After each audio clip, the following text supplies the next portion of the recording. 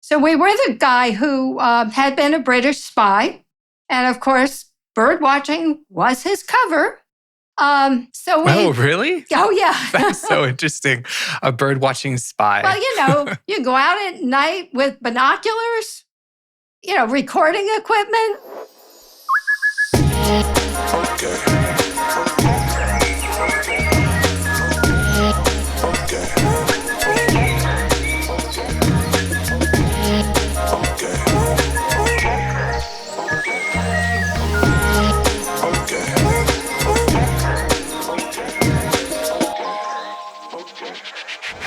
It's official. I've reached the back in my day phase of my life. If I wanted to identify a bird when I was younger by sound, I couldn't pull out my phone. I had to pull out a stack of CDs. I started working as a naturalist right out of high school, first at McGregor Point Provincial Park and then at Rondeau in southern Ontario where I grew up. I knew a lot about the natural world. Amphibians were easy, spring flowers, check, that tree, definitely a red maple. But bird sounds always presented a challenge for me, and for a long time they were my kryptonite. And I wanted to be great at that job. But to do that, I had to study hard. If you've ever tried to learn bird sounds, you know the pain. Birds don't just sound different between species. They sound different between individuals. A robin in one forest might have a totally different vibe than a robin down the road. One might be singing, one might only be calling. So my strategy was very old school. Peterson's Field Guide to Birdsong, a literal box set of CDs. I'd sit there for hours playing tracks on repeat and then head into the woods, hoping that the voices on the discs matched the voices in the trees. Slowly, very slowly, things started to click. And now fast forward to today. Okay, but who helped build the world's bird soundtrack? If you want to know what's singing, you open Merlin. You hold up your phone and in seconds it tells you, oh yeah, that's a Western tanager. It honestly feels like magic. But behind that magic is a lot of sweat, microphones, travel, mosquito bites, patience, another bus, and one incredibly dedicated pioneer. Because behind the convenience of modern birding, the apps, the archives, the field guides, and that pinch me moment when a bird you've never seen suddenly has a name, there's a deep, global, decades-long effort to actually record those voices. And one of the people who helped build that foundation is Linda Macaulay. Linda is one of those rare figures whose life work is so woven into the fabric of modern ornithology that you almost can't imagine the field without her. She's recorded birds all over the planet, traveling to over 50 countries, often in places where no high-quality bird recordings had ever been made. She's contributed over 6,000 recordings to science, representing more than 2,700 species of bird, and over 650 of those were the very first recordings ever archived for that species. Her work is preserved in the Macaulay Library at the Cornell Lab of Ornithology. The library is the world's largest archive of animal media, period. I mean, over 71 million photographs, over 2.6 million audio recordings, hundreds of thousands of videos, some form of recording from about 96% of the world's bird species. If you can name a bird, there's a good chance the Macaulay Library has its voice or its photo, maybe even both, maybe a video too. And Linda helped make that possible. Her recordings have been used by conservationists, museums, researchers, and even to help identify new species. She's the chair of the administrative board of the Cornell Lab of Ornithology. She's the vice chairman of the board of trustees of the American Museum of Natural History. And she holds numerous other roles and accolades much too long for us to list in a 30-minute episode. Yet, she still carries the humility and joy of someone who just genuinely loves birds. How exactly did Linda find her way to recording birds, and what does it mean to build a permanent archive of the natural world? Today, we'll chat with Linda to find out. Stay tuned.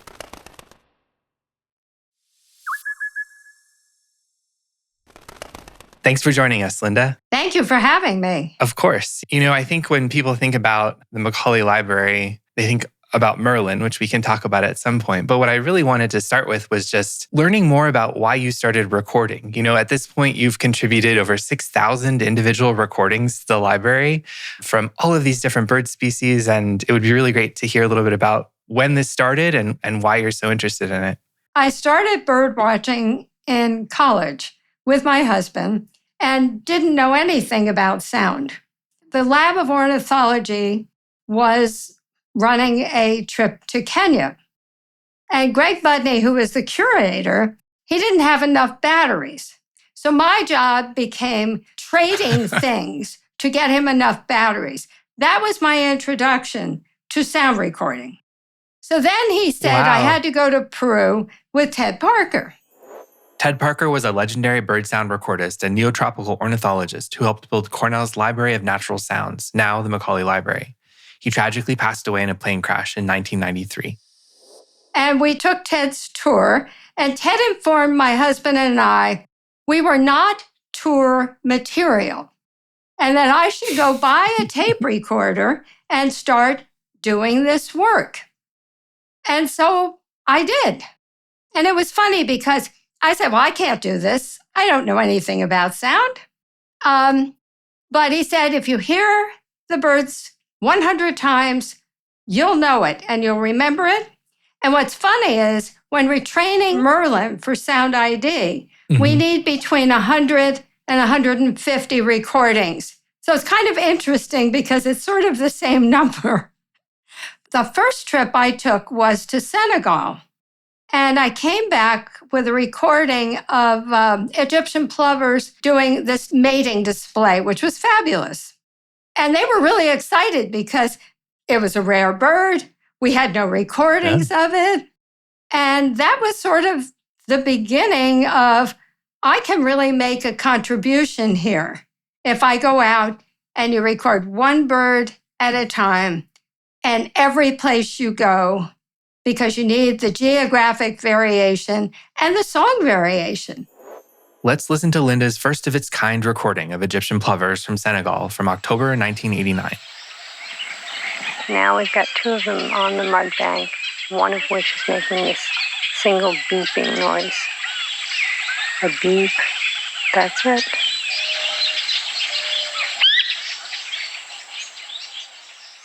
People might not think a single recording is really valuable, but you need that variation, especially as you're saying, the Macaulay Library is used now to train Merlin, which is this amazing resource that has millions and millions of users at this point.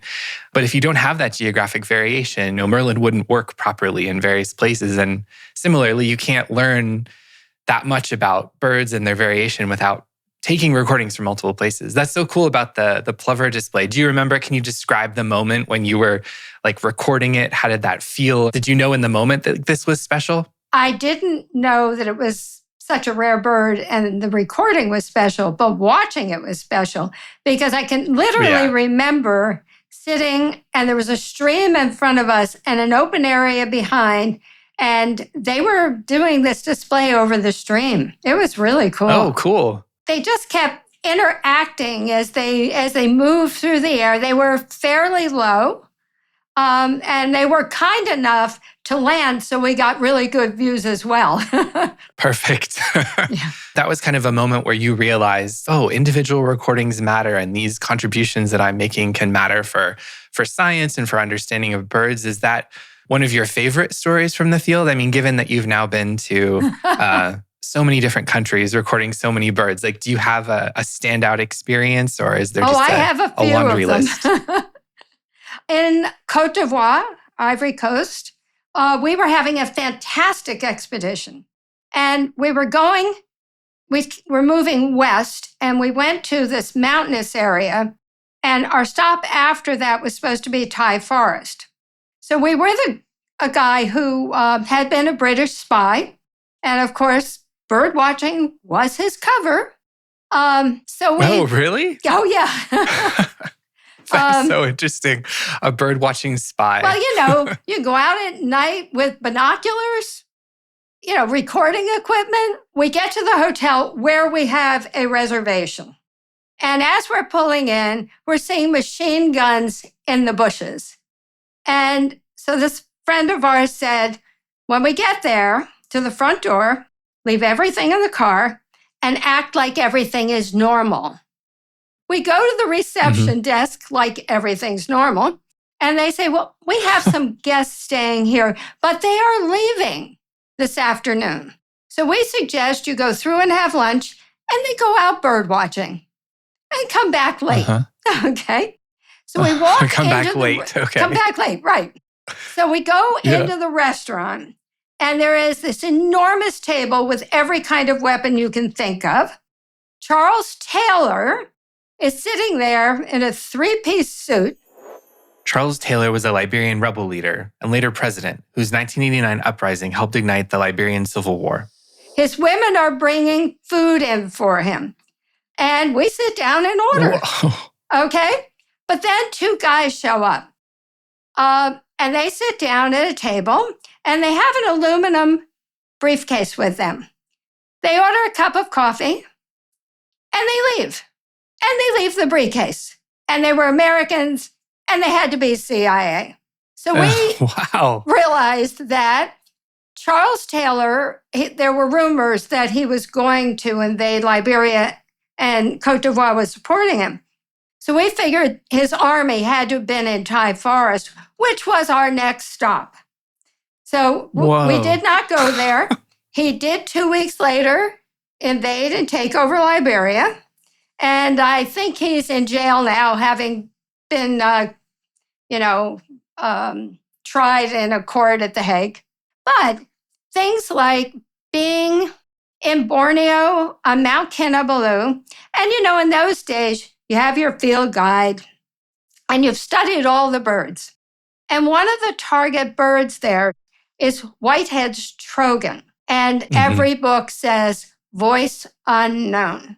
So we were climbing up the mountain, and Dennis Young, who was very supportive of trying to get every recording we could, he said, that something's calling. I don't know what that is. So I recorded it. I played it back. A Whitehead's trogon came straight in and sat there. Oh, wow. And did not sing. So, but I knew it was his call. I had so much experience. You could tell by the way he came in. It's like, who's in my territory? It took us about 3.5 hours traipsing off the trails through the forest, but we finally got a male to sit up and give us a beautiful song. And it was the first in the world. And that was exciting.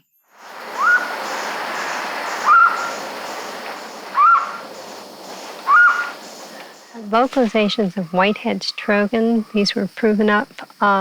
This bird is calling in response to the bird that we taped earlier. It was well seen and still calling.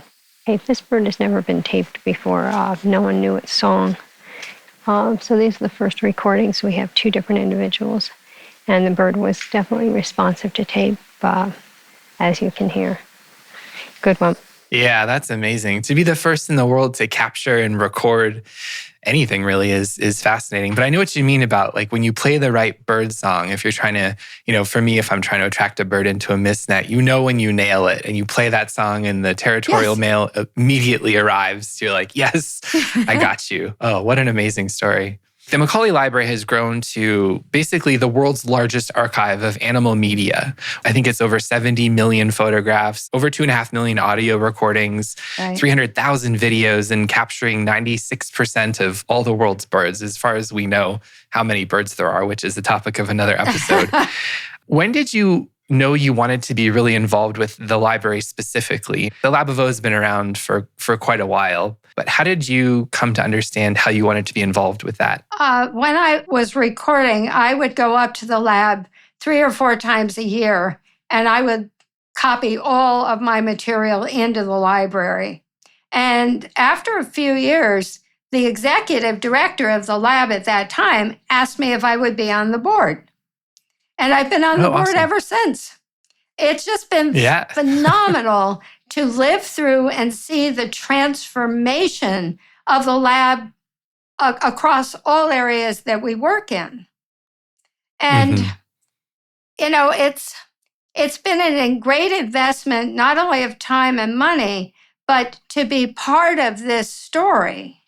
And the other thing about the lab is it's always been free for anyone, anywhere in the world to use. I think that's the amazing thing about Merlin. When you bring it up and you talk about what it is, people wonder, oh, how much do I have to pay for that? And that you can just download this and use it wherever you are and learn more about birds in this really amazing way is kind of mind-blowing. And I mean, your time with the lab has been longer than mine was. I started there in 2012 and I was there for 4 years. And even since then, the growth has kind of kind of mind-boggling. Like with Merlin, it was really launched in 2014, right? And now we're only, a little over a decade past that. And the number of users and the breadth is pretty, I can only imagine it's just like mind-boggling to be part of that and to witness it. Well, I think that we've accomplished things that we never would have thought were possible. And with Merlin, we made a critical decision to give it away for free. And what we get is your email address. And then we hope that you'll get involved with some of the other things that we do. And it's Merlin the magician, because everyone can remember that, because not everybody knows Merlin is a bird. I love it when they figure out that Merlin is a bird, though. I think for new folks to birding, they understand the Merlin is the wizard piece, and then they're like, oh, but wait, it's this cool falcon. Yeah. So we started small. I think when we first put it out, we maybe had 250 North American birds on it, and we had our 5 questions, and every month we added more and more and more. So now we cover the whole world. And with sound, we're doing the same thing. We started with some in the US. Now we have most of the US. We have a fair amount in Europe. We're running sound recording workshops in other countries because people really want the feature. And people on the ground in those countries, our partners, are really going to go out and get the material that we need. I don't know, Amy Poehler has one of the most popular podcasts right now, an SNL comedian. And she was interviewing Ariana Grande, who uses Merlin, and was talking about how amazing Merlin is. Yeah, so to see like it's gone all the way, all over the world and is being used by people you wouldn't expect, I think is just really fascinating. But it's funny too, there's all these TikTok or Instagram reels about like, oh, I'm a millennial and all of a sudden I know that's a yellow-rumped warbler. I think there's this group of people kind of really cluing in on birds. Anyways, what are you most excited about in terms of like the new features and the new ways that Merlin might grow? What do you think is most exciting? Well, I think that the more sort of social connections that we can make, where you could have your own group of friends and share your Merlin sightings. You could, there'll be more on the app, just that you can learn about any bird that comes up. They'll keep adding things that will connect people together, not just you learning about that bird. You've recorded the same bird in different places across a country or across a region. How has that like informed how you think about evolution or population variation or any of that? So an example is Mike Webster at the lab works on red-backed fairy wrens in Australia. Yep. And when you look at the geographic variation, the northern population, the males have bright red backs. It's a black bird with a fabulous red back. And it has a dialect, a song. On the East Coast, the males have orange backs, and their song is different. And then there's a hybrid zone. And so he's been doing these experiments, and what he's found is the sound is more important. They really like the red back, but sound is what they use to decide who they're going to mate with. Here's a recording of the eastern subspecies, the one with an orange back. Their song almost always has a few intro notes at the beginning compared to the western subspecies, which has a red back. Listen for the dut-dut-dut at the beginning of the song.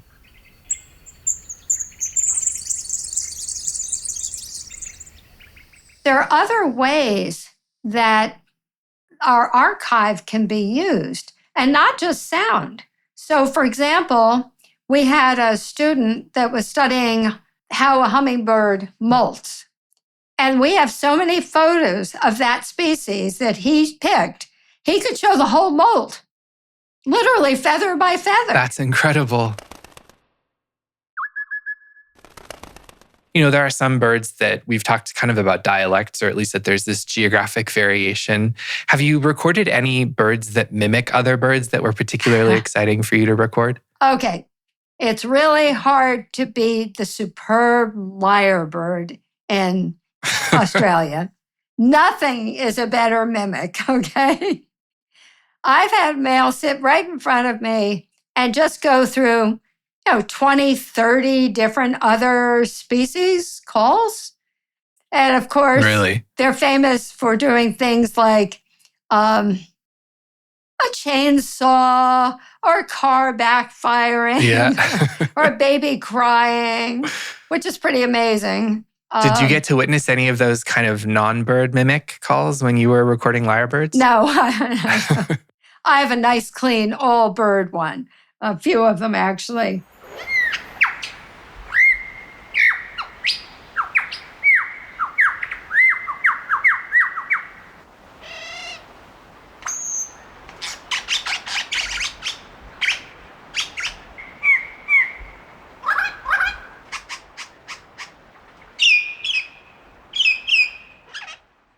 It's vocalizations of superb lyrebird, who is still calling. Grey shrike thrush, golden whistler, kookaburra, white-barred scrub wren, grey butcherbird, crimson rosella. There's probably a couple in there that I didn't quite pick up on too. Wow, that's good. That's enough. Thank you. It's still singing. The bird moves its neck and it positions its mouth differently for each of these different calls. It tends to open its mouth very widely to do some of these calls. And just an absolutely fantastic bird. Perfect. There you go. You weren't near any kind of construction zone or deforestation, which is probably a nicer place to be recording. No, but you know what? They're hard to see in the forest. And we were in a park, and I had one right on the side of a path where all these people were walking by, and he's displaying and calling and ignoring everyone. So of all the species that you've recorded, which one has made you wait the longest for a single recording? Some of them really make you wait a long time. Some of them you give up. And some of them you get really lucky. Sometimes you get a recording that's not great. So you hope the next one will be better. And so you just keep trying to upgrade. But I can't think of just one example. When you go out and record, what's the strangest thing you've had to do to get a clean field recording?